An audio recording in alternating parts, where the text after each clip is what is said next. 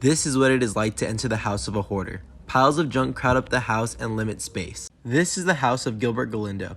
He has lived here for just about his entire life and has been collecting items for about 30 years.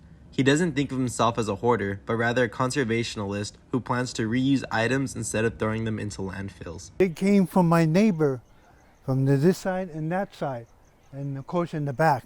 So instead of throwing them in the trash, I'm going to reuse them for my landscaping on the creek.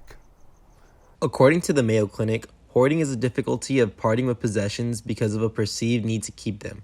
There is no known cause for hoarding, but some possible reasons that are being studied are genetics, brain functioning, and stressful life events. Chloe Chang is a grad student at the University of Laverne studying clinical psychology. People who hoard tend to collect items that they believe hold some kind of value to them that other people wouldn't usually see. When we discussed hoarding in class, we talked about how it's associated with obsessive-compulsive disorder, attention deficit hyperactivity disorder, and depression. Linda Galindo, who is the older sister of Gilbert, lives in the same house and deals with the clutter on a daily basis. It's complicated sometimes, it's frustrating.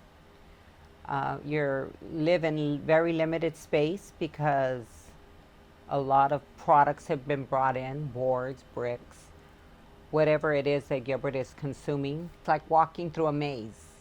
You're walking from your room, through the living room, through a small aisle. Even though Linda feels Gilbert's hoarding is harmless, she thinks it has reached an all-time high and believes it is time to get help. I think the best thing for us to do, because it's gotten so far out of hand, is to perhaps maybe get the family to do an intervention. I think there is a solution. I think we can get to him. Linda looks forward to getting Gilbert the help that he needs. I'm David Dominguez in Fullerton, reporting for The Report.